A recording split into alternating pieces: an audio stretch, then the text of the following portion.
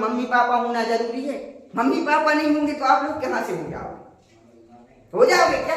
तो mummy papa क्या है? मूल हैं अपने, और अपन क्या है? व्युत्पन्न, उन्हीं से उत्पन्न हुए। ऐसा तो नहीं है कि किसी की मम्मी और पापा ना हो और अपन हो गए। मतलब good morning sir. Good morning सभी को। तो कैसे हो आप लोग? ठीक है सर। बढ़िया? Yes sir. प्रॉब्लम तो नहीं है? नहीं सर। चलो ठीक है, तो अपन क्या स्टार्ट करेंगे आज? फिजिक्स। फिजिक्स का सिलेबस। ठीक है, आज से क्या स्टार्ट करने वाले अपन? सिलेबस। ठीक है, इंट्रोडक्शन तो देख ही लिया था। Yes sir. कल का लेक्चर देखा है? Yes sir. ठीक है, समझ में आया था? Yes sir. चलो तो अपन थोड़ा थोड़ा फिजिक्स को जानने लगे।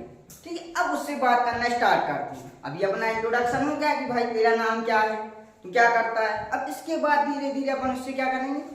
बात करना स्टार्ट करेंगे। किससे? फिजिक्स से। किसी और से नहीं।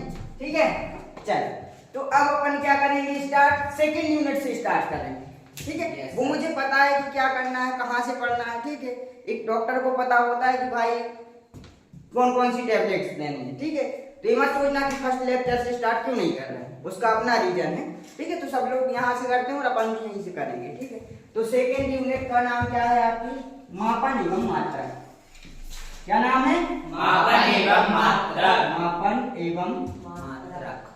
मात्रक। मेजरमेंट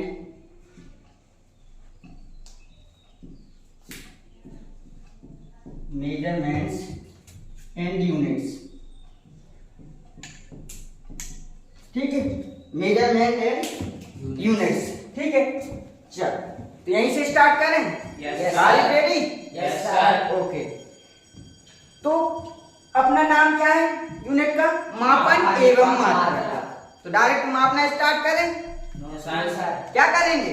थोड़ी समझेंगे। ठीक है, तो सबसे पहले हम लोग समझेंगे कि मेजरमेंट मतलब मापन किस चीज का किया जाता है, किस किस चीज को मापते हैं अपन, तो वो बताना जरूरी ना, वो जानना जरूरी है कि किस चीज को मापें। ठीक है, तो ऐसे एक होती है भौतिक राशियां। क्या होती है? भौतिक राशियां। ये बात तो सुना होगा आप लोगों ने।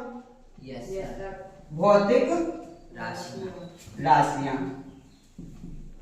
चल क्या होती है भौतिक राशियां? कोई बताएगा? बताए किसी को? No sir. नहीं सर। ठीक है, नहीं पता। क्यों नहीं पता? क्योंकि रटा था। ठीक, तो भौतिक राशियां डेफिनेशन लिखवा दे पहले, फिर समझाते हैं। ठीक है, तो भौतिक राशियां क्या होती हैं, तो हम डेफिनेशन नोट कर ही लो, फिर बताते हैं कि जिन राशियों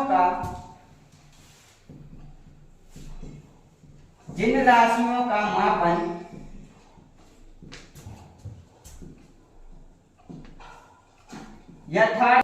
यथार्थपूर्वक किया जा सके या किया जा सकता है, किया जा सकता है, यहाँ पे जोड़ लेना। ठीक है, वे राशियां क्या कहलाती हैं? भौतिक राशियां। अब घर पे जाके क्या करोगे डेफिनेशन को? समझेंगे। नहीं, ऐसे करना है। कैसे करना है कि जिन राशियों का मापन यथार्थपूर्वक किया जा सके, भौतिक राशियां कहलाती हैं। 4 बार पढ़ना चौपाई जैसे, जिन भौतिक राशियों का मापन यथार्थपूर्वक किया जा सकता है उन्हें भौतिक राशियां कहलाती हैं। ऐसा करोगे क्या? No sir. अगर करोगे तो पिटोगे। ठीक है, चलो तो भौतिक राशियां, तो जिन राशियों का मापन, ठीक है, जिन राशियों का मेजरमेंट अपन क्या कर सके? यथार्थपूर्वक किया जा सके। ठीक है, यथार्थपूर्वक मतलब आसानी से इसके साथ। ठीक है, तो ये बताओ, अब दुनिया में बहुत सारी राशियां होती हैं। ठीक है, तो भौतिक राशियां भी क्या क्या कहलाती हैं? जिनको अपन माप सके। कुछ कुछ ऐसी राशियां भी होती है जैसे लव है, ठीक है, मतलब प्रेम है, ठीक है, दुख है, ठीक है, हैप्पीनेस है, तो क्या इनको अपन माप सकते हैं? आपने ये तो देखा होगा कि भाई ये है जैसे, ठीक है, ये स्टेक है, तो इसकी अपन लंबाई माप सकते हैं कि नहीं कि भाई 1 मीटर से थोड़ा कम है, लेकिन अपन मान लेते 1 मीटर है, 1.5 मीटर है, ऐसे बताते हैं कि नहीं बताते? या 2 मीटर लंबा है। लेकिन कभी आपने ये सोचा कि भाई प्यार को मापते हो? कभी आपके मम्मी पापा ने बोला कि बेटा हम आपसे 4 किलोग्राम प्यार करते हैं? बोला क्या? या फिर हम आज 8 मीटर दुखी हैं, ऐसा बोला क्या? आज हमने 5 सेकंड या 5 किलोग्राम हंस लिया, ऐसा बोला क्या? बोलते हैं? नहीं बोलते। तो वे राशियां भौतिक राशियां नहीं कहलाती। माप सके मतलब जैसे लंबाई है, लंबाई को अपन माप सकते हैं, ऊंचाई है, क्षेत्रफल है, ठीक है, इन राशियों को क्या कहेंगे अपन? भौतिक राशियां जिनको अपन माप सकते हैं। तो डेफिनेशन बन जाएगी। अगर कोई पूछ ले कि भौतिक राशियां किन्हें कहते हैं, तो बोलना वे राशियां जिनका मापन अपन यथार्थतापूर्वक कर सकते हैं, तो वो क्या कहलाती हैं? भौतिक राशियां। चल अब नेक्स्ट, ठीक है। तो भौतिक राशियां होती हैं 2 टाइप्स की, ठीक है, नोट्स अपने हिसाब से बना लेना, ठीक है। तो कौन कौन सी होती है भौतिक राशियां? एक होती है मूल राशियां। कौन सी? मूल राशियां। और एक होती है व्युत्पन्न राशियां।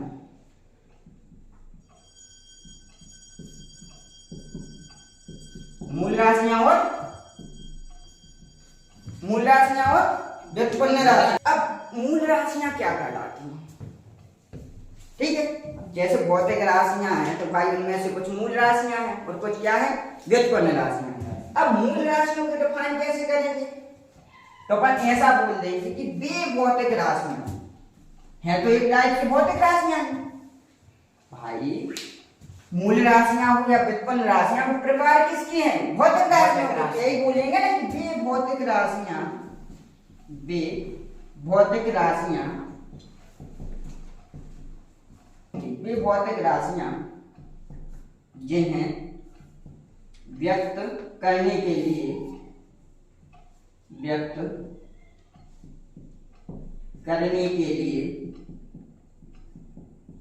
अन्य भौतिक राशियों की आवश्यकता नहीं होती। अन्य भौतिक राशियों की आवश्यकता नहीं होती, ठीक है, नहीं होती है। चल देखो ये डेफिनेशन, ठीक है। तो क्या लिखा है कि वे भौतिक राशियां, मतलब है तो भौतिक राशियों का एक टाइप है ना, 2 टाइप्स हैं, 2 टाइप की हैं भौतिक राशियां, एक मूल राशियां, एक व्युत्पन्न राशियां। तो भौतिक राशियां क्या कहलाती हैं? कि वे भौतिक राशियां जिन्हें व्यक्त करने के लिए किसी अन्य भौतिक राशि की आवश्यकता नहीं होती, तो वे क्या कहलाती हैं? मूल राशियां कहलाती हैं। मूल मतलब जड़, यहीं से सब क्या होते हैं? उत्पन्न होते हैं। जैसे पेड़ है तो वो उगना कहाँ से स्टार्ट करता है? जड़ से उत्पन्न होता है कि नहीं होता है? ठीक है, तो ये वही है, इससे मिलकर व्युत्पन्न राशियां बनी। अभी आगे समझ में आएगा कि भाई मूल राशियों से मिलकर क्या बनती है? व्युत्पन्न राशियां। लेकिन मूल राशियां क्या होती हैं? एक आधार होती है, ठीक है, एक यूनिट है, क्या होती है? रूट बोल सकते हैं, जड़ बोल सकते हैं, ठीक है। चल तो भौतिक मूल राशियां आ गई समझ में? डेफिनेशन बन जाएगी। वे भौतिक राशियां जिन्हें व्यक्त करने के लिए किसी अन्य दूसरी भौतिक राशियों की आवश्यकता नहीं होती, ये अपने आप में क्या होती हैं? स्वतंत्र होती है। स्वतंत्र क्या होता है?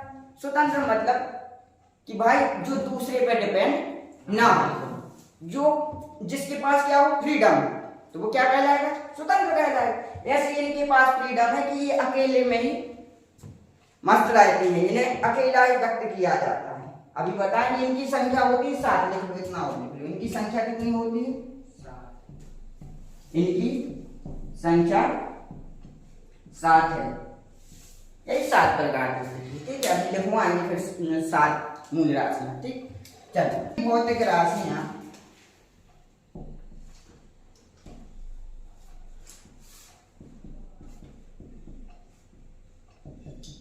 वे भौतिक राशियां जो मूल राशियों से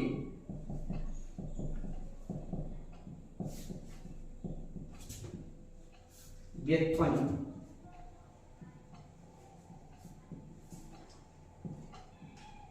की जा सकती हैं। अब ये एग्जाम्पल बताएंगे तो आराम से आ जाएगा। टफ लग रही डेफिनेशन तो ऐसा लिख लो कि वे राशियां जिन्हें बहुत मूल राशियों के पदों में व्यक्त किया जा सकता है। अरे भाई अपन को ये समझना है कि व्युत्पन्न, व्युत्पन्न मतलब उत्पन्न, जो किसी से क्या हुआ हो, उत्पन्न हुआ, तो उन्हें क्या बोलते हैं? व्युत्पन्न राशि। ठीक है, यस आ रहा समझ में? Yes sir. ठीक है, व्युत्पन्न राशियां मतलब जो उत्पन्न की जा सकती है, ये नहीं हो रही डेफिनेशन, वे भौतिक राशियां जो मूल राशियों से व्युत्पन्न की जा सकती हैं। तो इसी वाली कर लो सिंपल लैंग्वेज में कि जिन राशियों को अपन मूल राशियों के पदों में व्यक्त कर सकते हैं तो उन्हें क्या कहेंगे? व्युत्पन्न राशि, या जिन्हें व्यक्त करने के लिए मूल राशियों की आवश्यकता होती है। अगर मूल राशियां नहीं होंगी तो व्युत्पन्न राशि ना होगी नहीं। भाई जड़ नहीं होगी तो क्या तना होगा, पत्तियां होगी, क्या पेड़ ही नहीं होगा? पेड़ की या वृक्ष की मूल आधार क्या है? जड़ है ना। तो ये मूल राशियां वही है। अब इससे अपन धीरे धीरे क्या बनाएंगे? व्युत्पन्न राशियां कई तरीके की। भाई जब जड़ होगी फिर उससे क्या निकलेगा? तना निकलेगा, तने से फिर शाखाएं, ब्रांचेस, फिर इसके बाद क्या निकलेंगी? पत्तियां, और फिर फूल लगेंगे, फल लगेंगे। ऐसे ही होती हैं व्युत्पन्न राशियां। तो मूल राशियां मतलब बिल्कुल सिंपल वे में समझो कि वे भौतिक राशियां हैं। तो भौतिक, भौतिक मतलब इनको माप सकते हैं ना।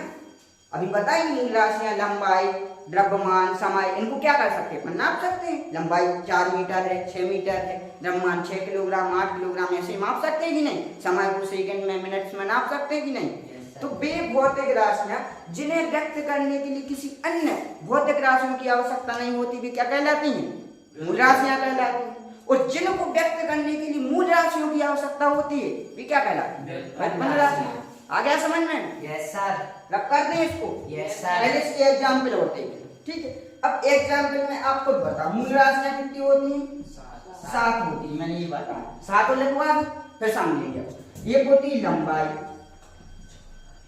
लंबाई हो गई, ठीक है। फिर द्रव्यमान मान लो, द्रव्यमान आगे पीछे हो जाए कोई प्रॉब्लम नहीं, ठीक है। लंबाई, द्रव्यमान, समय, विद्युत धारा,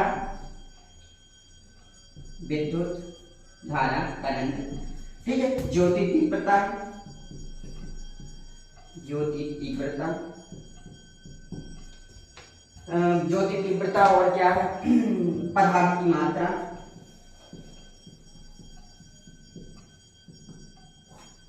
तापमान, टेम्परेचर। कितने हो गए? 1 2 3 4 5 6 7 हो गए सब। अब देखो तो इनकी संख्या कितनी है? 7 है। लंबाई है, समय है, विद्युत धारा, ज्योति तीव्रता, पदार्थ की मात्रा है और तापमान। अब इनकी अपन यूनिट बाद में देखेंगे, अभी अपन सिर्फ राशियां देख रहे हैं, ठीक है। चल मूल राशि तो ये हो गई 7। अब इसकी एग्जाम्पल, तो इसकी एग्जाम्पल, इसकी इनकी संख्या कैसी है? असीमित है।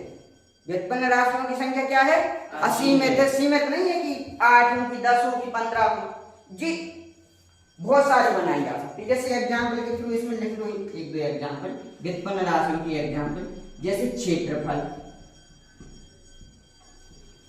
आयतन, जिसका भी फॉर्मूला होता है सीधी बात, तो वो क्या कहलाती है? व्युत्पन्न राशि। अभी बताएंगे ये फॉर्मूला बस हो तो वो क्या हो गई? व्युत्पन्न राशि, ठीक है।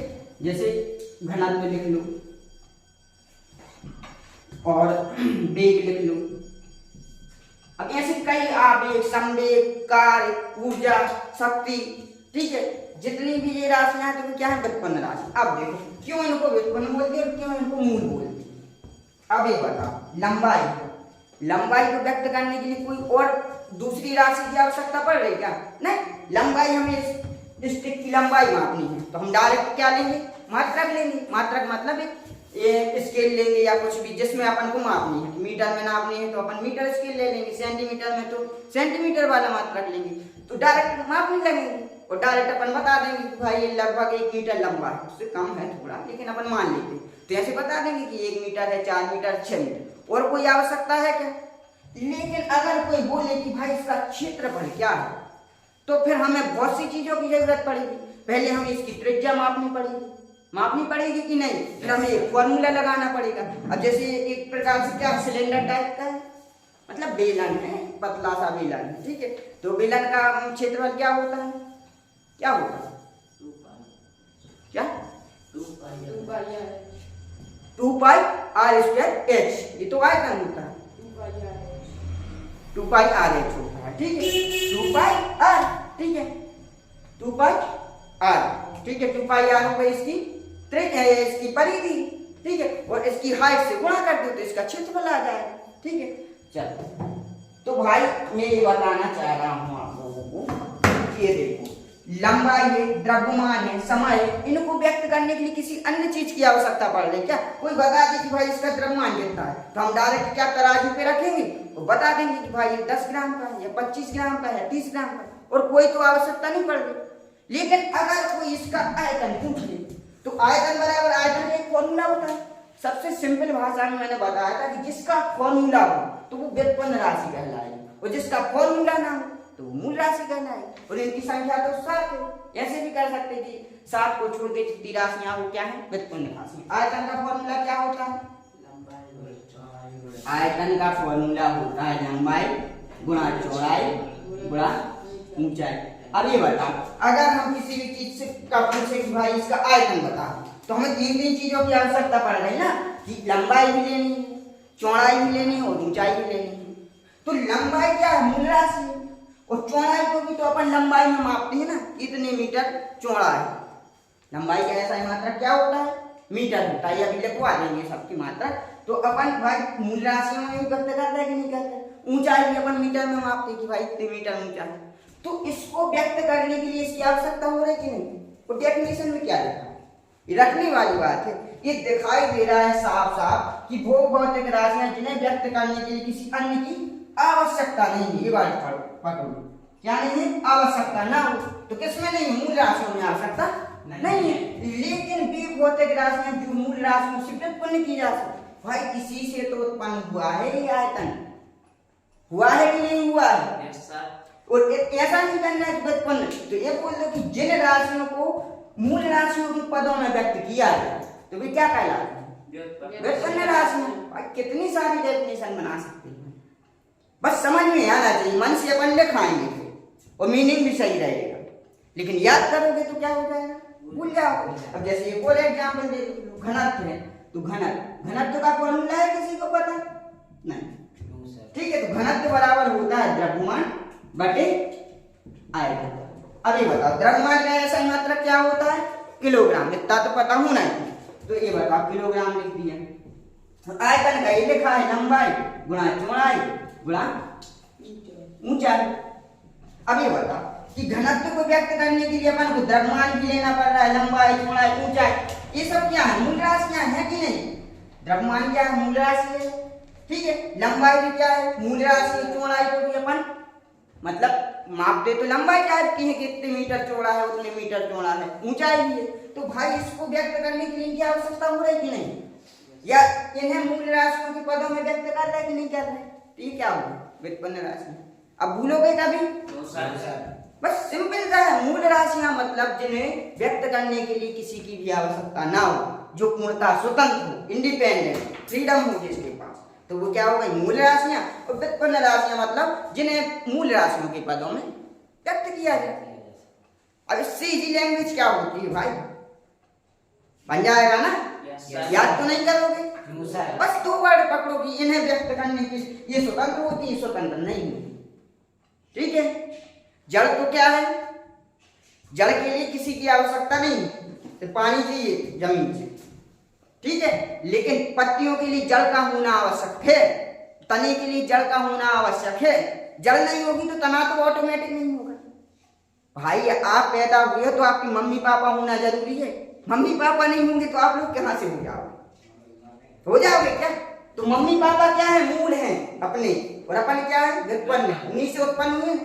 ऐसा तो नहीं है कि किसी की मम्मी और पापा ना हो अपन हो गए। मतलब बोल अलग वे में मत लेना, लेकिन हम ये समझाने के लिए बता रहे हैं कि भाई मूल राशियां ही होगी तब व्युत्पन्न होंगी। पिता है तो पुत्र होगा, ठीक। चल तो अब इसको रख कर दे, इतना तो समझ में आ गया ना? मूल राशियां और व्युत्पन्न राशियां। चल ये हो गया अपना मूल राशियां और व्युत्पन्न राशियां। अब हम इनका क्या करेंगे? मापन, ठीक है। तो आ गया समझ में? मूल राशियां और व्युत्पन्न राशियां इजी है, ठीक है। चलो तो रब कर दें आप। Yes sir. चल अब अपन ने क्या समझ ली? राशियां, भौतिक राशियां समझ, उनके दो टाइप समझ लिए। अब इसके बाद अपन आ रहे हैं चैप्टर पे, ठीक है। तो इसका नाम क्या है? मापन एवं मात्रक। अब ये बताओ मापन क्या होता है, मेजरमेंट क्या होता है? मापन मतलब मेजरमेंट, मापन क्या होता है? मापन बताएगा कोई या मैं ही बताऊं? हाँ बताओ। जिस चीज को मापते हैं। जिस चीज को मापते हैं, चल ठीक। तो ऐसा नहीं है, ठीक है। तो मापन क्या होता है कि भाई मापन का अर्थ है किसी भौतिक राशि का, ठीक है, एक संदर्भ मानक से तुलना करना। क्या करना? तुलना करना। कि भाई अपन तुलना ही तो करते हैं। जैसे हमें आपकी पर्सनालिटी का मापन करना, मेजरमेंट करना कि आपका व्यक्तित्व कैसा है, पर्सनालिटी कैसी है, तो भाई हम किसी अदर पर्सनालिटी से क्या करेंगे? तुलना करेंगे ना। क्या करेंगे? तुलना। जैसे आपके बाल बहुत ही मैंने क्या मैगी टाइप की है, थोड़ी ऐसी जी घुंघराली, तो अपन करते ना, और कोई ऐसे इस साइड से कर ली तो अपन बोलेंगे यार तुम तो अब्दुल कलाम लगते हो। तुलना करते ना, किस आधार पर? बाल के आधार। समझ रहे हो? कर देते कि नहीं कर देते? जैसे पढ़ाने के तरीके के आधार पर कर देते, भाई तुम तो यार इन सर जैसा पढ़ाते हो। तो क्या है? तुलना करते हैं, तभी तो उसका मापन हो पाता है कि कैसा पढ़ाते हैं, ठीक है। तो इसकी डेफिनेशन लिख लो पहले, चलो। तो किसी भौतिक राशि का, किसी भौतिक राशि का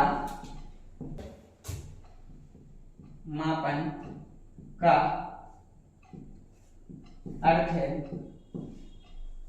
ठीक है, मापन का अर्थ उसका संदर्भ मानक से तुलना करना, उसका संदर्भ मानक से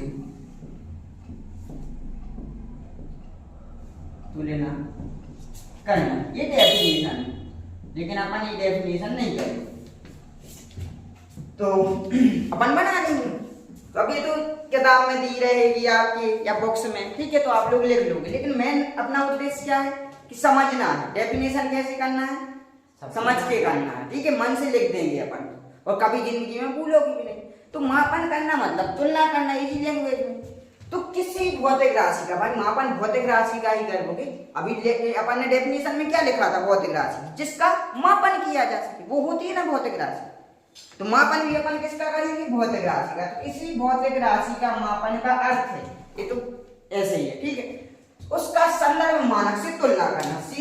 सीधी बात की, बस इतना वर्ड याद रखो, क्या? मानक से तुलना करना। एक पैमाना होना चाहिए ना। अगर स्केल नहीं होगा तो मैं इसकी लंबाई ना माप सकूंगा क्या? नहीं मापूंगा। जैसे मान के चलिए स्केल है किसी के पास, यस सर। हाँ, 2 स्केल जल्दी से, हाँ, जैसे ये स्केल है आपके पास। अब ये बताओ, जैसे मैं इसकी तो सबको लंबाई पता होगी, कितना होता है? 15 सेंटीमीटर होता है। अब जैसे मुझे इसकी लंबाई ज्ञात करनी है, इसका मापन करना है कि कितना मीटर लंबा है या कितने सेंटीमीटर लंबा, तो अपन क्या करते हैं? 1 यहां तक हो गया, 2 यहां हो गया, 3 4 और 4.5, लगभग 4 ही मान के चलो। तो क्या है? 4 स्केल बराबर है, कितना है? 4 स्केल। और एक स्केल की लंबाई कितनी है? 15 सेंटीमीटर। तो कितना हो गया? 60 सेंटीमीटर। मतलब मैं क्या बोलूंगा कि ये 60 सेंटीमीटर लंबा है, या ये बोल दूंगा कि इसकी तुलना में 4 गुना बड़ा है। तो इससे तुलना करी ना अपन ने, तो ये क्या हो गया? मापन। मापन क्या हो गया? मापा है ना अपन ने, ठीक है। तो क्या हो गया कि भाई किसी भौतिक राशि, ये क्या है? भौतिक राशि, इसकी लंबाई क्या है? भौतिक राशि, क्योंकि अपन उसका क्या कर सकते हैं? मापन। तो किसी भौतिक राशि का एक मानक पैमाने से, मानक है ना, स्टैंडर्ड है, स्टैंडर्ड है, मानक मतलब होता है स्टैंडर्ड, ठीक है। तो मानक से क्या करना? तुलना करना, कंपैरिजन करना, क्या कहलाता है? मापन कहलाता है। अभी याद करोगे क्या? ऊंचले का मापन क्या है? तो ये बोलोगे रुको रुको रुको, एक बार मुझे देख लेने दो। फिर ऐसे पेज पलटाओगे, फिर पेज पलटाओगे, बस किसी भौतिक राशि के मापन का अर्थ है कि उसका संदर्भ मानक से तुलना करना। ऐसे करो, नहीं करो, बोलोगे यहाँ मैं माप के दिखाता हूँ। ये क्या कर रहा है अपन, ये माप रहा है, माप रहा है मतलब ये क्या कर रहा है, इसकी क्या कर रहा है, इससे तुलना कर रहा है कि ये इससे क्या है 4 गुना बड़ा है या लंबा। ठीक है, तो क्या हो जाएगी, तुलना हो जाएगी। तो बोलना भाई मापन किसी भौतिक राशि का तुलना करना होता है, किससे, एक स्टैंडर्ड से, एक पैमाने से। एक मापन क्या होता है, मानक से तुलना करना। बस इतना बस पढ़ याद रखो कि मानक से तुलना करना क्या कहलाता है, मापन की डेफिनेशन आपकी ना बोर्ड एग्जाम में आएगी ना कहीं, लेकिन समझने के लिए जरूरी है ना कि ऐसा क्यों बोला उसने तुलना करना। देख लो भाई, तुलना ही तो कर रहे हैं। मैं ये बोलूंगा कि भाई प्रत्युष साहिल से थोड़ा बोला है, तो भाई मैं तुलना कर रहा हूं ना, किसके आधार पर, रंग के आधार पर। तो एक मानक होना चाहिए। ठीक है, तो क्या हो जाएगा, मापन हो जाएगा। चलो लो, थैंक यू। चल, तो ये हो गया मापन। अब देखो अपन ने मापन समझ लिया, इंट्रोडक्शन। अब देखते हैं मात्रक, यूनिट्स क्या होती है। चल, तो अब देखते हैं अपन क्या, मात्रक। ये रख कर दें, यस सर। ठीक है, डेफिनेशन लिख लेना यार, सजा के मत लिखना ना रियाद करना, बस इतना बस याद रखो माइंड में कि तुलना। ठीक है, जितना मैं हाईलाइट करवा दूं उतना बस ध्यान में रखा करो, ये तो अपन बना लेंगे भाई। अगर आपको पता है ना, आप बुंदेलखंडी में सीख लिया करो, या किसी में जिस लैंग्वेज में आपको मदर टंग में याद हो रहा है ना, उसमें समझ लो, फिर तो आप जोड़ लोगे कि भाई आपको खाना खाना है। ठीक है, तो अपन बुंदेलखंडी में बोलेंगे कि किसी से पूछना है कि खाना खा लिया, तो मैं क्या खाना खा लो। हिंदी में बोला तो क्या खाना खा लिया। या एक मैंने लैंग्वेज सीखी थी, बारेला लैंग्वेज, हमारे फ्रेंड है वो धार बड़वानी साइड बोली जाती है, तो उसमें बोले थे खा ले दूँ का। ठीक है, जैसे अपन बोलते हैं कि क्यों नहा लिया, बुंदेलखंडी में बोलते हैं कि सपल लो। ठीक है, तो वहां बारेला लैंग्वेज में उंगोई ले दूंगा, उंगोई ले दूंगा। तो मतलब अलग अलग लैंग्वेज में बोल सकते हैं ना अपन। तो ऐसे अब एग्जाम में आएगा हिंदी में लिख लेंगे, लेकिन समझ लो अपनी मदर टंग। ठीक है, तो क्या करना, तुलना करना। तो ये हो गया अपना मापन। अब देखते हैं अपन मात्रक, क्या देखेंगे, मात्रक। ठीक है, पाठ का नाम तो अपन को पता होना चाहिए कि भाई क्या है। मापन हो गया मात्रक।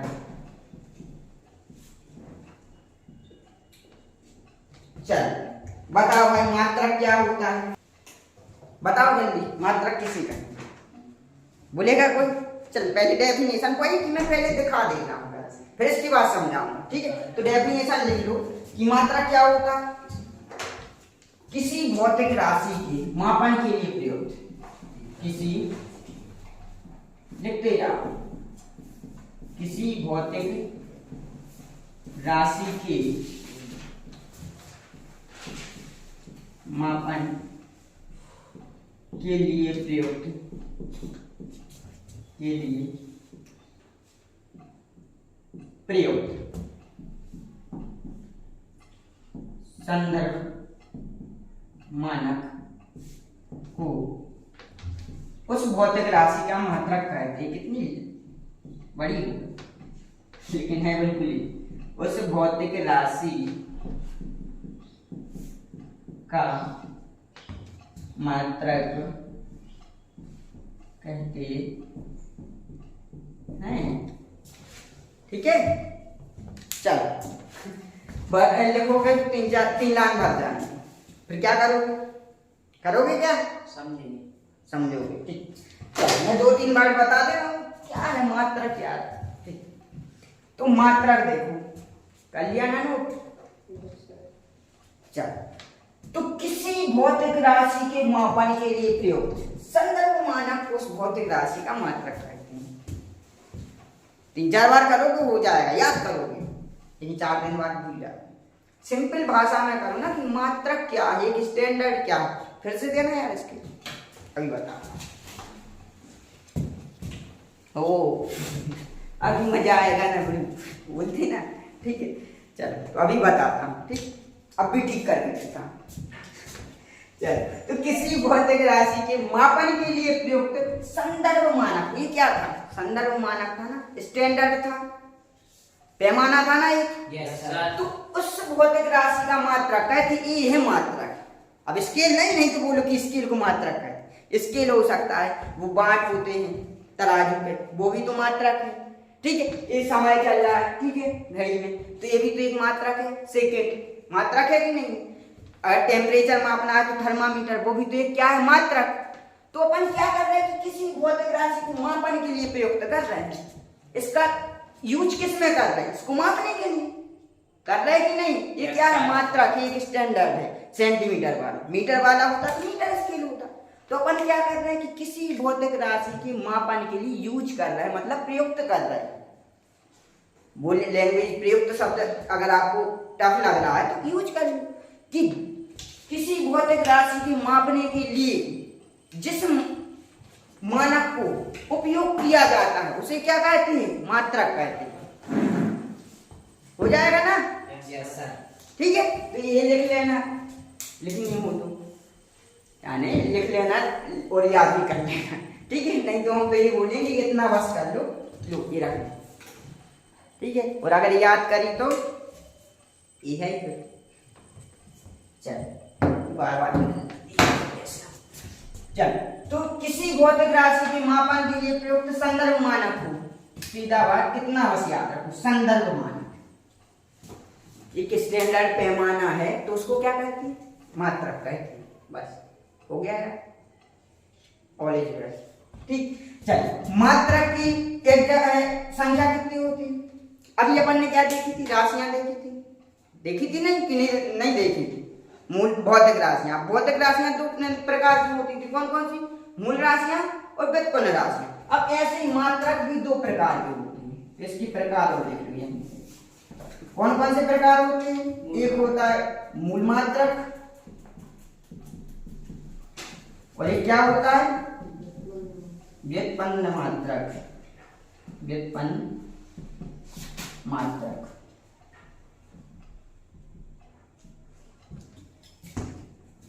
आज कॉन्फिडेंस सा क्यों नहीं है तुम लोगों में? एनर्जेटिक क्यों नहीं लग रहा हो? बीमार हो क्या? बताओ क्या प्रॉब्लम हो गई? हर्ष, नींद आ रही है?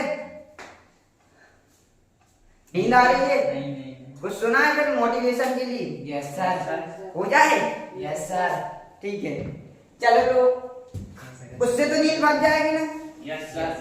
चल, मोटिवेशन के लिए तो कोई जरूरत नहीं होनी चाहिए मेरे हिसाब से, भाई क्लियर होना चाहिए बस कि पढ़ क्यों रहे हैं, करना किस लिए।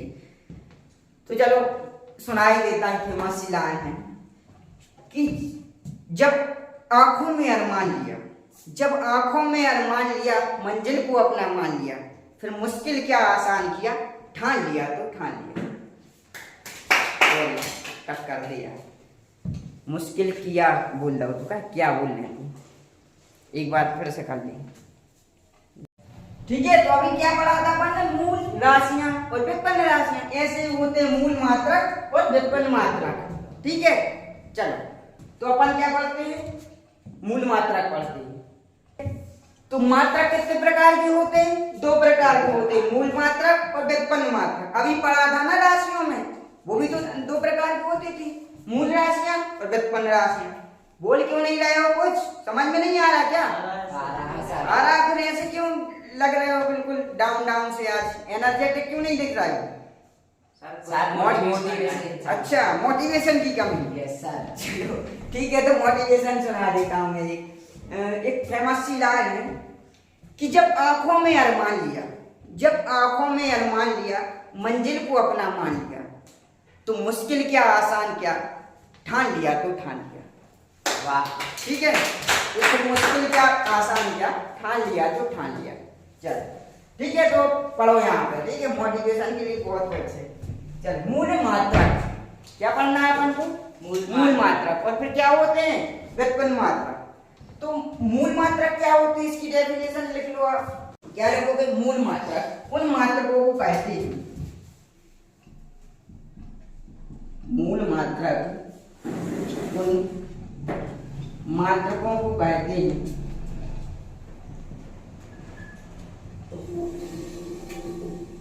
मूल मात्रक उन मात्रकों को कहते हैं जो एक दूसरे से क्या होते हैं, पूर्णतः स्वतंत्र होते हैं। जो एक दूसरे से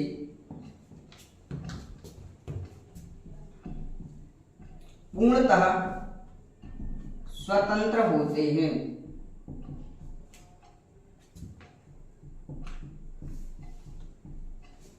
और इन्हें व्यक्त करने के लिए अन्य मात्रकों की आवश्यकता नहीं होती। इन्हें व्यक्त करने के लिए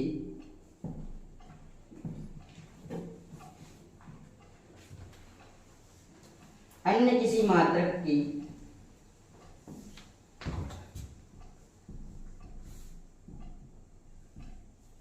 आवश्यकता नहीं होती है।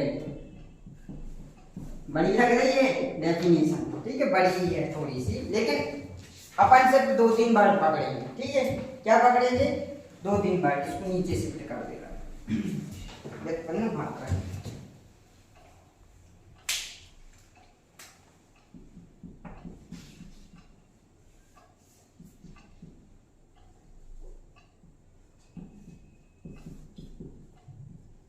चलो अब देखो डेफिनेशन देखो, इसमें क्या लिखा? मूल मात्रक उन मात्रकों को कहते हैं। ये कहना जरूरी है क्या? ये लिख नहीं पाओगे, याद करना जरूरी है। क्या है? इतना ही कि उन मात्रकों को कहते हैं जो एक दूसरे से स्वतंत्र होते हैं और इन्हें व्यक्त करने के लिए किसी अन्य मात्रकों की आवश्यकता नहीं होती। करें याद? Yes sir. याद करें कि समझे। तो क्या समझना है? बस इतना बस करना है। लो ये हो गई डेफिनेशन। जो क्या हो? पूर्णतः स्वतंत्र हो, इंडिपेंडेंट हो, जिनके पास क्या हो? फ्रीडम। इन्हें व्यक्त करने के लिए किसी की भी आवश्यकता नहीं है। तो वो क्या है? मूल मात्रा। ठीक है, तो मूल मात्रा की डेफिनेशन बना लोगे कि भाई भी मात्रक जिन्हें व्यक्त करने के लिए किसी अन्य मात्रकों की आवश्यकता नहीं होती है और जो पूर्णतः स्वतंत्र हो। अभी मत बोलना कि भाई पहले बोल दिया, एक बार कहीं भी बोल सकते हैं। अपन को तो ये बोलना है कि भाई जैसे कोई एक सेंटेंस है कि भाई हर्ष दिखने में अच्छा है और पढ़ाई में भी होशियार है, या अपने ऐसे भी बोल सकते हैं कि हर्ष पढ़ाई में होशियार है, दिखने में भी अच्छा है। आगे पीछे कर सकते हैं, लेकिन उसकी दोनों प्रॉपर्टीज बतानी पड़ेगी। ऐसी मूल मात्रकों की अपन डेफिनेशन में कर सकते कि भाई भी मात्रक जिन्हें व्यक्त करने के लिए किसी की भी आवश्यकता नहीं होती है, ठीक है, और जो क्या होते हैं? पूर्णतः स्वतंत्र होते हैं। तो इनकी संख्या होती है 7। पहले एग्जाम्पल से हम समझ ही लेते हैं, फिर जाते हैं। इनकी संख्या कितनी होती है? 7। मूल राशियों की मात्रा को एक और डेफिनेशन बता दे सबको। मूल मात्रक, मूल राशियों की मात्रा को मूल मात्रक कहते हैं। ये भी तो लिख सकते हो ना, मूल राशियों की मात्रकों को मूल मात्रक कहते हैं। ठीक है? Yes sir. ठीक है, तो इनकी संख्या कितनी होती है? 7, क्योंकि मूल राशियां कितनी होती है? 7। तो इनकी संख्या 7 है। तो ये वाली डेफिनेशन नहीं लिखनी है, वैसे तो इतनी लंबी भली दिख रही, बस पूर्णतः स्वतंत्र रखना है यार, और अन्य मात्रा की आवश्यकता नहीं, इतना याद करना है बस। और क्या करना है? नहीं तो इतनी सिंपल सी डेफिनेशन लिख लो कि मूल राशियों की मात्रा को मूल मात्रक कहते हैं। और ऐसे इसमें लिख लेना कि व्युत्पन्न राशियों की मात्रा को क्या कहते हैं? व्युत्पन्न मात्रक। या फिर किसी से नहीं बना पाओगे यार मूल मात्रकों से व्युत्पन्न मात्रक की।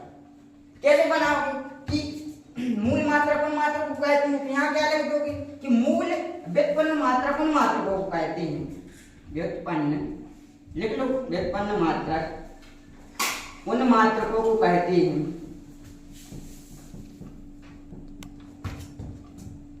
इसी से बना कहते हैं जो स्वतंत्र नहीं होते, जो एक दूसरे से स्वतंत्र नहीं होते, क्योंकि वो होते थे तो ये नहीं होते, नहीं होते हैं। ठीक है, जो स्वतंत्र नहीं होते हैं और जिन्हें व्यक्त करने के लिए क्या की आवश्यकता होगी? मूल मात्रकों की। इन्हें व्यक्त करने के लिए मूल मात्रकों की आवश्यकता होती है।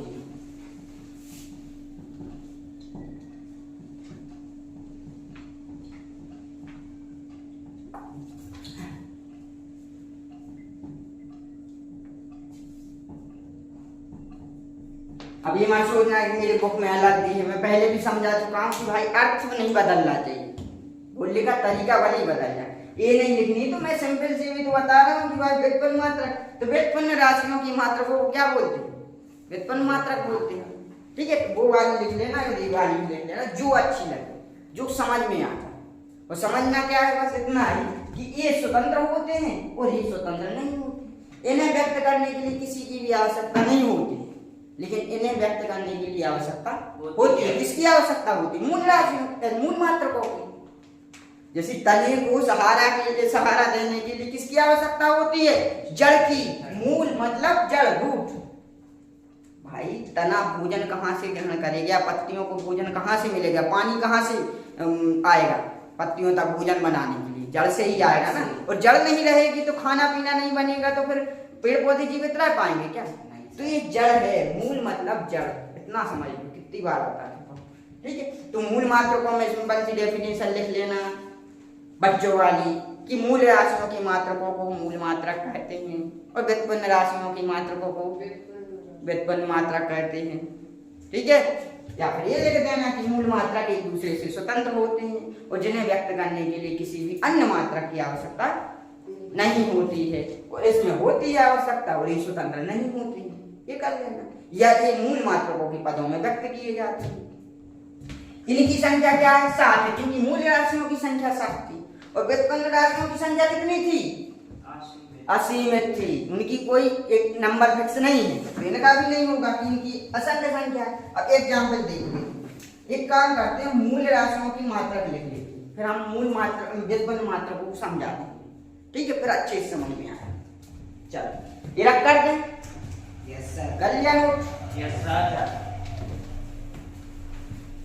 पहले यही करो, वो लिख लो तो उससे आ जाएगा समझ।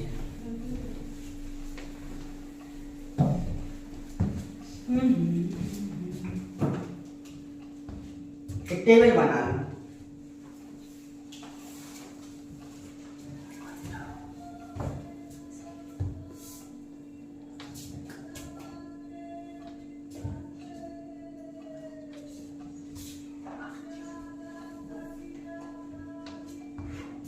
यहाँ पे लिख लो मूल राशियां।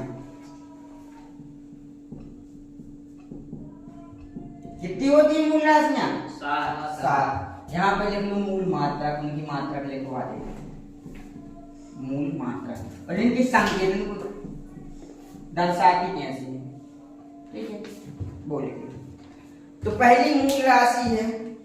ठीक है, नंबर कहीं यानी इसकी ऑर्डर कैसा भी कर लो। ठीक है, क्रम। तो पहले मान लो द्रव्यमान, द्रव्यमान होती है। द्रव्यमान का मूल मात्रक क्या होता है? किलोग्राम। द्रव्यमान किस में मापते हैं? किलोग्राम में। ये एसआई मात्रक है। ठीक है, इनकी एसआई मात्रक भी बोल सकते हैं। और संकेत क्या लिखते हैं? केजी। फिर क्या होता है? लंबाई। अभी मत बोलना किसी को मैं लंबाई ऊपर दिया और द्रव्यमान नीचे, तो गलत करवा दिया। ठीक है, तो लंबाई का मूल मात्रक क्या हो जाएगा? मीटर। इसको स्मार्ट नेम में लिखा। फिर समय। ठीक है, तो समय में क्या हो जाएगा? समय का मात्रक क्या हो जाएगा? सेकंड। और इसको किससे प्रदर्शित करते हैं? स्मॉल एस से। ठीक है, वो फिर हम बताएंगे कि स्मॉल से क्यों करते हैं और किसी में क्या होता है, बल्कि मात्रक होता है न्यूटन। ठीक है, तो उसको कैपिटल एन से कर देते हैं। ठीक, अब समय का क्या हो गया? सेकंड। अब ज्योति तीव्रता लिख लो या तापमान लिख लो। तापमान, तापमान का ऐसा मात्रक क्या हो जाएगा? केल्विन।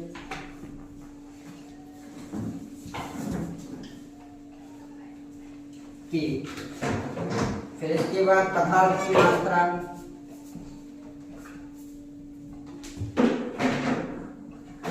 पदार्थ की मात्रा का क्या हो जाएगा? मोल।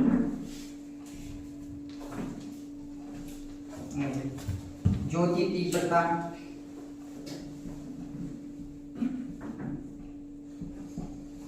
ज्योति तीव्रता का ऐसा मात्रक कैंडेला। कैंडेला और विद्युत धारा। ठीक है, किसी बुक में यहाँ पे लिखा हो, नहीं तो नंबर कोई भी हो सकता है। ठीक है, विद्युत धारा बस पता होनी चाहिए। विद्युत धारा का क्या हो जाएगा, एम्पियर। ये फिर हम बाद में बता देंगे कि किसी को कैपिटल इसको ए में लिख रहा है, इनको स्मॉल में लिख रहा है, तो वो अलग है। ठीक है, ऐसा रहता है, रूल्स रहते हैं कि अगर एम्पियर क्या है, एक साइंटिस्ट है, तो जो साइंटिस्ट के नाम पे रखे जाते हैं ना नाम, तो उनको कैपिटल से डिनोट करते हैं अपन। ठीक है, और जो ऐसे ही रहते हैं तो उनको क्या करते हैं, स्मॉल से रहते हैं। ठीक है, तो वो अभी रूल्स लिखवा देंगे, बता। तो ये क्या है, 7 मूल मात्रा है। ठीक है, ये 7 मूल राशियां, इनके 7 मूल मात्रा है। ठीक है, ये निकल संकेत है। अब ऐसे ही क्या होती है, 2 पूरक राशियां होती हैं। ठीक है, चलो इतना ही लिख दो अभी। अब हम समझाते हैं यहाँ पे डिफरेंस मूल मात्रक और व्युत्पन्न मात्रक में आएगा अच्छी से।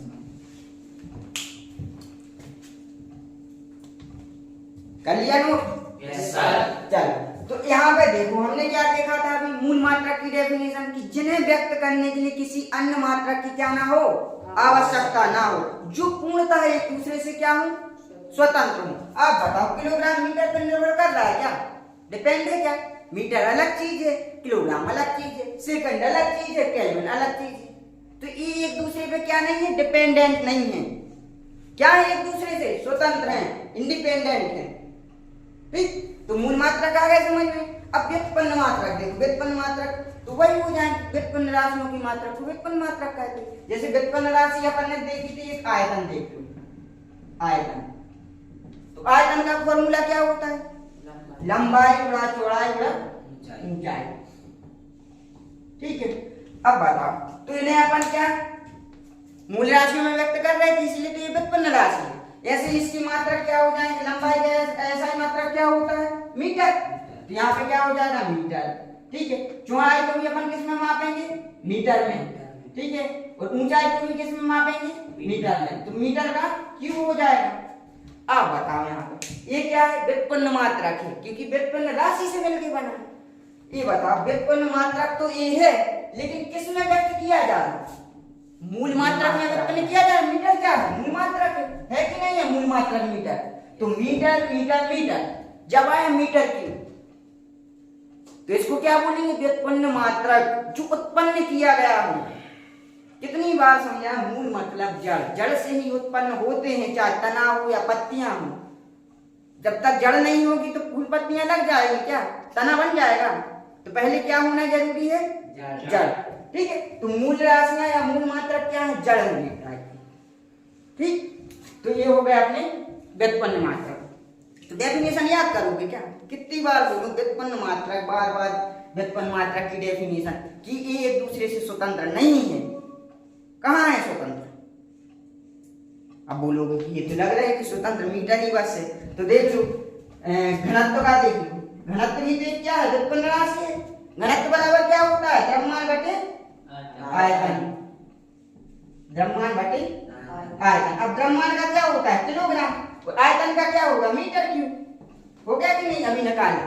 तो ये बताओ, दो मात्रकों पर यानी निर्भर कर रहे कि नहीं कर रहे, मूल मात्रा की किलोग्राम भी और मीटर भी है, ये मूल मात्रा। तो ये एक दूसरे से स्वतंत्र है क्या, व्युत्पन्न मात्रक नहीं है, क्योंकि इसमें किलोग्राम भी और मीटर भी है। ठीक है, लेकिन व्युत्पन्न मूल मात्रक एक दूसरे से स्वतंत्र हैं, क्योंकि मीटर अकेला आएगा, किलोग्राम अकेला आएगा, या केल्विन अकेला आएगा, मूल अकेला आएगा। तो आ गया ना डिफरेंस समझ में? Yes sir. ठीक है, चलो तो अभी हमें अंतर और लिखवा दे रहा हूं, लगेगा। ठीक,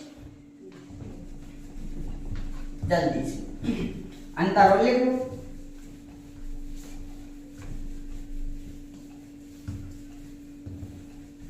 बस 3-3 4-4 वर्ड पकड़ने हैं अपन। तो यहाँ पे लिख लो मूल मात्रक, अपन तक तो ऐसे ही लिखते हो। और यहाँ पे क्या, व्युत्पन्न मात्रक।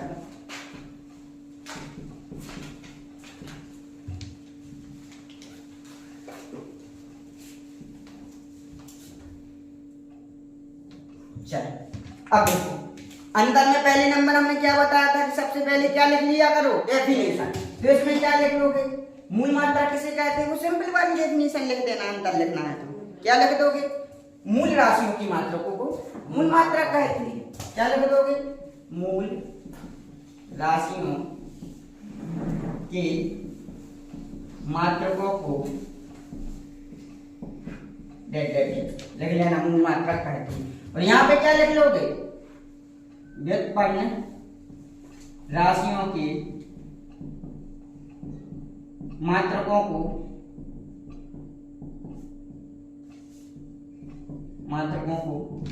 व्युत्पन्न मात्रक कहते हैं, लिख लेना। अब दूसरा अंतर अभी देखा था, डेफिनेशन में लिखा था कि मूल मात्रक एक दूसरे से क्या होते हैं? स्वतंत्र होते हैं। तो बस लिख लो स्वतंत्र। अभी लिख लेना, छोटे नहीं हो, ठीक है। यहाँ पे लिख लेना कि मूल मात्रक एक दूसरे से क्या होते हैं? स्वतंत्र होते हैं। और ये क्या लिख लोगे कि किसमें लिख लेना? स्वतंत्र नहीं।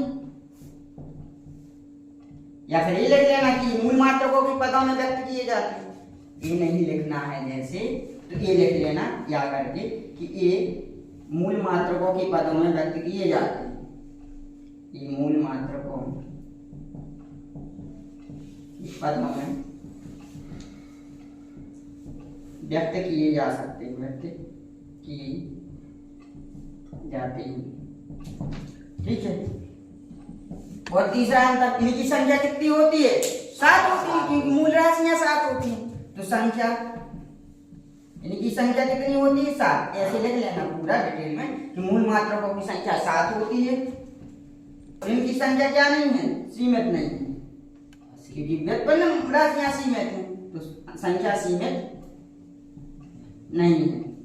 तो ये 3 अंतर होते हैं। अब इसको याद करोगे क्या? भाई डेफिनेशन में ही लिखवा दिया है, इतना बहुत अंतर आप लोगों को आता है, इम्पोर्टेंट है, इसलिए लिखवा दे रहा हूं, ठीक है। बस ये वर्ड याद रखो ना कि मूल मात्रकों को, मूल राशियों की मात्रकों को मूल मात्रा, व्युत्पन्न राशियों की मात्रकों को व्युत्पन्न मात्रा। ये एक दूसरे से स्वतंत्र होती है, स्वतंत्र नहीं होती। अभी देखा ना कैसे स्वतंत्र है, क्या नहीं है। और इनकी संख्या कितनी है? 7 है, क्योंकि मूल राशियां 7 है। और इनकी क्या है? सीमित नहीं। चलो, अब इसके बाद आप लोग लिख लो मात्रकों की विशेषताएं।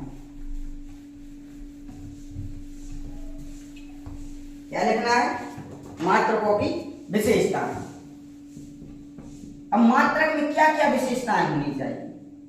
ठीक है, मात्रक की विशेषताएं। अब क्या क्या विशेषताएं होनी चाहिए? सोचो, क्या करो? सोचो, ना कि याद करो। तो मात्रक कैसा होना चाहिए? नंबर 1, सुपरिभाषित होना चाहिए।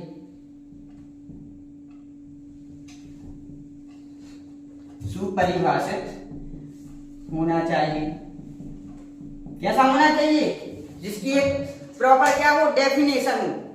डेफिनेशन मतलब उसका पता तो होना चाहिए स्केल कहाँ कि भाई इतना ही 1 सेंटीमीटर होता है ये इन दोनों पॉइंट के बीच में। तो जितना 9 और 10 के बीच में गैप है, उतना ही 8 और 9 के बीच में होना चाहिए, ठीक है। 7 और 6 के बीच में होना चाहिए। तो ये क्या होनी चाहिए? प्रॉपर डेफिनेशन कि यहाँ से यहाँ तक की लंबाई 1 सेंटीमीटर है, या यहाँ से यहाँ तक की लंबाई क्या है? 1 मीटर।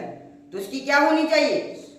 डेफिनेशन होनी चाहिए, यानी पता होना चाहिए कि कितना होता है, ठीक है। अब दूसरा देखो कि उचित आकार का होना चाहिए। उचित आकार, यानी उचित आकार मतलब इतना तो होगा कि अपन उसको आसानी से क्या कर सके? उससे मेजरमेंट कर सके। मतलब ना बहुत छोटा और ना ही बड़ा, ना ही बहुत बड़ा। अभी बताओ, मीटर स्केल इतना ही होता है, थोड़ा कम है मीटर में, ठीक है। तो ये बताओ कि अगर 1 मीटर यहां से लेके झंडा चौक तक होता, तो क्या अपन उसको किसी भी चीज को लंबाई नापते तो क्या ऐसे उठाते? मापना है किसी चीज की तो इतना बड़ा होता, मान के चलो मात्रा, तो क्या उठा पाते? प्रॉब्लम जाती कि नहीं जाती? और इतना छोटा होता, 1 सेंटीमीटर बराबर, तो कहां तक नापते? कि कोई बोल देता कि भाई यहां से लेके सिविल लाइन तक की दूरी मापो आप, तो अब इतना छोटा है, वो स्केल है, इससे मापते जैसे सेंटीमीटर से, तो कहां तक मापते? 1 2 3 थक जाते ना। तो एक ऐसा आकार होना चाहिए कि जो क्या हो? कंफर्टेबल हो अपन को मेजरमेंट के लिए। तो क्या होना चाहिए? उचित आकार का। कि याद नहीं करने हैं, वो सोचो ना कि क्या क्या होना चाहिए। भाई एक लड़की देखने जाते हो आप शादी के लिए, तो पहले से मेजरमेंट करके जाते हो कि भाई उसमें विशेषताएं क्या क्या होनी चाहिए। भाई सुंदर तो होनी चाहिए, सबसे पहले क्या होनी चाहिए, क्या होनी चाहिए, सुंदर। फिर उसके बाद में क्या होता है, सुशील, और फिर उसके बाद संस्कारी। ये 3 वर्ड तो आपने सुने होंगे। भाई लड़की देखनी है, भाई लड़की की शादी करनी है, लेकिन बहू ऐसी चाहिए कि सुंदर, सुशील और संस्कारी हो। यही बोलते हो ना, बोलते हो कि नहीं बोलते हो, अभी नहीं बोलते हो, बोलो, ठीक है। तो क्या है कि अपन को उसकी विशेषताएं, कैरेक्टरिस्टिक्स पता होनी चाहिए। तो ये सोचो ना क्या क्या होना चाहिए। एक हो गया सुपरिभाषित होना चाहिए, एक क्या हो गया, उचित आकार का होना चाहिए, और क्या होना चाहिए, तीसरा मान लो कि समय और स्थान का कोई प्रभाव ना पड़े, समय और स्थान से अप्रभावित हो, प्रभावित हो, या ऐसा लिख लो कि समय और स्थान का कोई प्रभाव नहीं पड़ना चाहिए। भाई अगर मैं ये स्केल है, ठीक है, अगर समय और इस पे समय और उसका स्थान का प्रभाव पड़ेगा तो अलग अलग माप नहीं आएगा। मैं अगर समय का मतलब 2 बजे इसको माप रहा हूँ तो भाई 4 गुना आ रहा, अभी नाप के दिखाया था ना। अब मैंने 5 बजे नापा तो भाई 8 गुना आ रहा। तो ऐसा मात्रा होना चाहिए कि भाई समय के साथ जो बदल जाए। समय के साथ लोग बदल सकते हैं लेकिन मात्रा नहीं, ठीक है, समय के साथ लोग बदल जाते हैं, ठीक है, एक फैक्ट है। तो क्या है कि समय मात्रा कैसा होना चाहिए, समय के साथ जो अप्रभावित हो, जिस पे समय का क्या ना पड़े, इफेक्ट ना पड़े स्थान का। अब ऐसा तो नहीं कि इस स्केल को हम सागर में मापे तो 15 सेंटीमीटर बता रहा, तो गढ़ाकोटा में या कोई अदर स्टेट में या अदर डिस्ट्रिक्ट में मापे तो भाई 17 सेंटीमीटर बता रहा, तो वो मात्रक काम का है क्या, नहीं है। तो मात्रक कैसा होना चाहिए कि समय और स्थान से अप्रभावित रहे, ये क्या है इसकी विशेषता है। तो याद करोगे क्या, ठीक है। और सोचो और क्या कर सकते हो कि भाई समय और स्थान से क्या अप्रभावित, ऐसे ताप और दावों से अप्रभावित हो, जैसे भौतिक कारक। भौतिक कारक क्या होते हैं, तापमान है, दाब है, ऐसे, ठीक है, या वर्षा वगैरह, ठीक है, इनसे क्या हो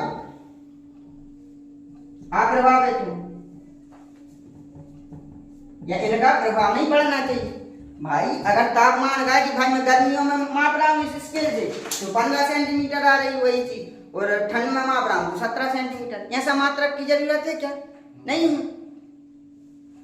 तो कैसा होना चाहिए कि जिस पे तापमान, दाब, आर्द्रता किसी का क्या ना पड़े, प्रभाव ना पड़े। तो ये की विशेषता हो गई।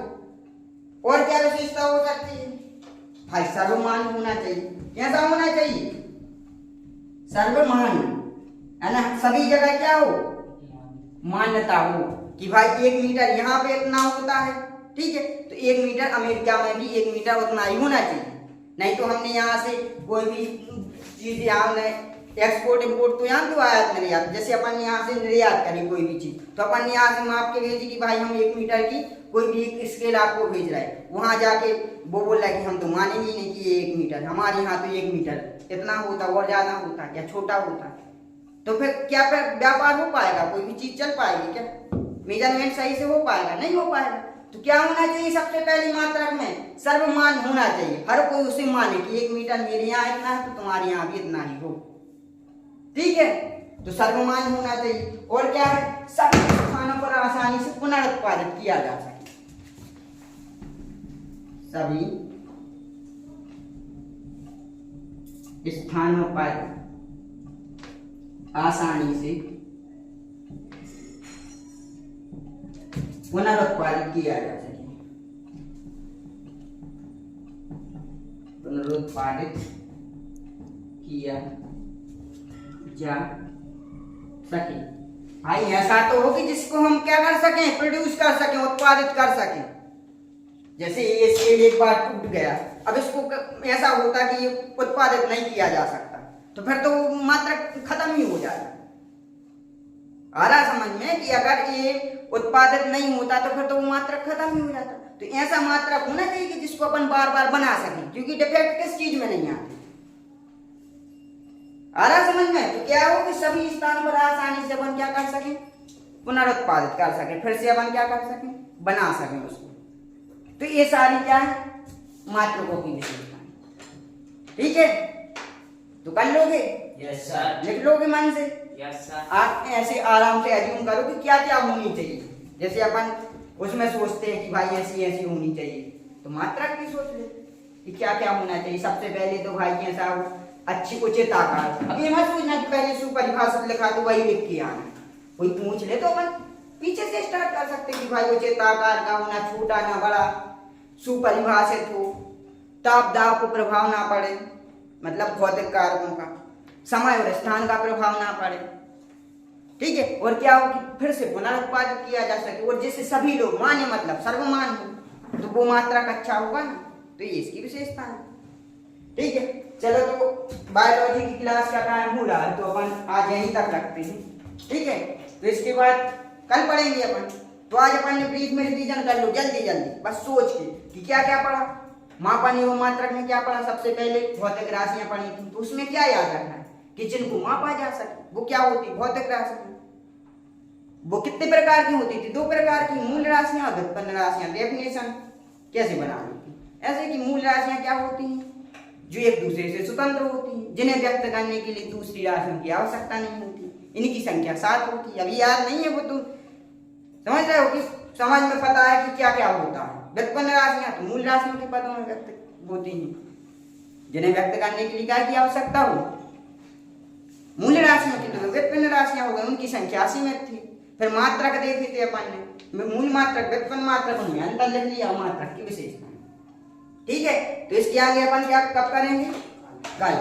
ठीक है, चलो, थैंक यू।